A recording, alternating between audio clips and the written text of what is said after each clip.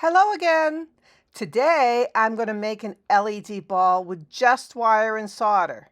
So this one's not going to have those fancy gems and glass like my other ones. I have a detailed description of many of the supplies that I use to make this project. And as an Amazon affiliate, I do make a little bit from qualifying purchases, but it's not going to cost you any more money if you choose to do that.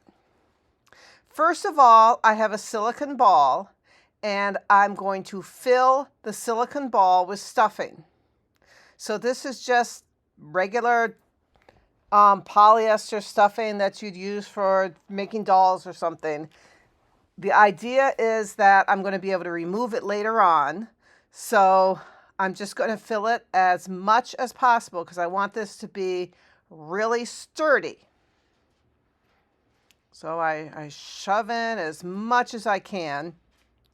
And then when I'm done filling it to capacity, I will put a piece of plastic or a nitrite glove or something over the top to keep it clean so that the flux and stuff won't get in it. Now, number two, I'm going to place a wire hoop at the top, and I'm going to wrap it with 26 gauge copper, bare copper wire. Now you don't have to use 26 gauge. You can use something similar to that. I wouldn't want to use something a lot thicker because it won't be quite as bendable and pliable, but I mean, you could. And if you had wire that's a lot thinner, that's fine, but it's not going to be as visible unless you use absolutely tons of solder when you solder it. So the idea is that I'm wrapping and wrapping kind of diagonal, different directions all over the place to make this design. The little hoop I used at the top is a metal hoop, and you can use a metal hoop. If you don't have a metal hoop, you could just use some wire and make a circle with it. It's just handy to have something at the top to anchor everything to when you're doing your designing. So as you see, I just wind off a bunch of wire and then wrap around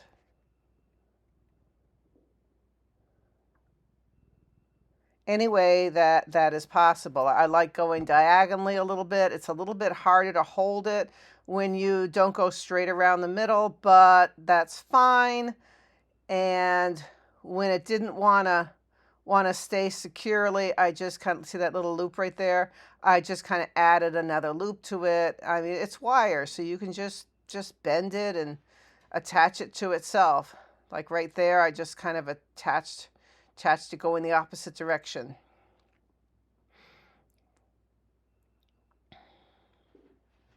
Use needle nose pliers when you need to help bend the wire. Another great thing about having it flexible and stuffed is that you can kind of like dent in the silicone when you need to get the wire to go underneath, and then it'll pop right back to what you want.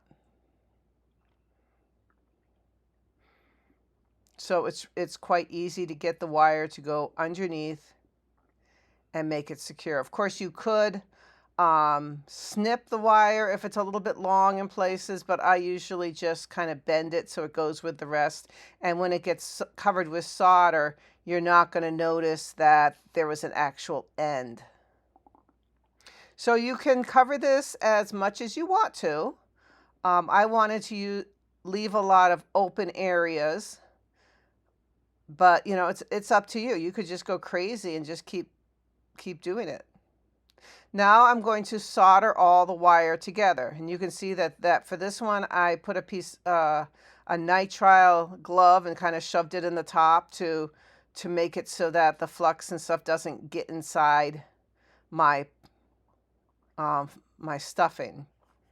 Because the first one I made, I had to like throw away the stuffing at the end because it got all icky. So I painted this basically with with my gel flux that I like to use. And the gel flux is nice because it doesn't like just run off your project. It actually like stays where you put it. And unlike a paste, paste is a little bit more time consuming to put on. The gel, it just kind of paints right on. So I did that first, and then I'm just spreading solder all over it. Sometimes I'm using brand new solder from the solder stick that you can see, and then at other times I'm scooping it up from the work surface from little drops of solder that have fallen off other projects. So if I need more flux on that area, I'm just going to paint on some more flux and then solder away. See, I'm just picking up solder blobs from the table at times. I'm also using that string of solder on my left hand to kind of like help hold and roll the ball as I'm going. So it's sort of like a tool, and it's there for me to grab a hunk of solder if I need more solder. So I'm picking up globs of solder from the table, and then just keep rolling and rolling it around and until it looks like it's done. Covered and completely soldered together. You notice my fingers have these little finger cots on them. Those are silicone finger cots that are actually really cool because they help you work without burning your fingers as you are holding your object, because obviously since this is all wire, you heat up one side of the ball and the other side gets hot.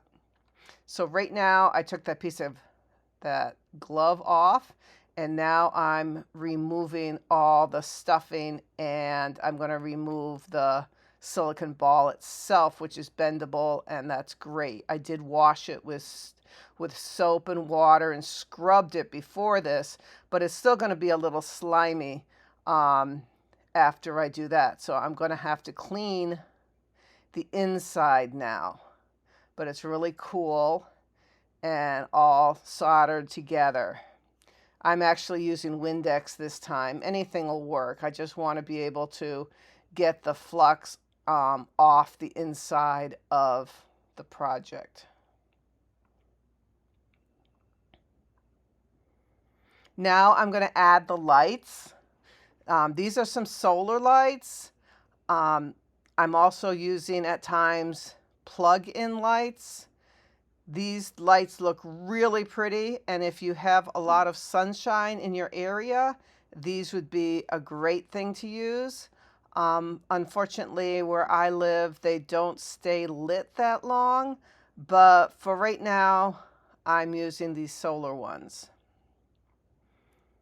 So in the winter, you might notice that there's not as much sun, so you might find that your solar lights don't stay lit as long as you'd like them to. Anyways, whatever kind of fairy lights you have, you want to open them all up and unwind them and then shove them in your ball. And this is kind of fun. There are a couple hundred lights, I think, or maybe only 120 on this strand. But there's quite a lot of lights. But they're very bendable, so you can just put them inside, no problem.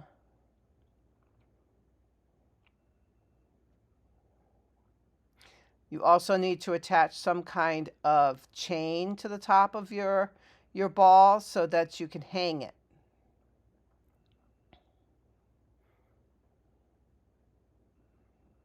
So some of the lights you can buy come in different colors. You can buy, this is a multicolored string of lights. You can buy them solid. You can buy just a solid color. You can get them white lights, whatever you want. The fun thing about these balls that I've been doing is that they're fun and decorative during the day, and they're also really fun at night.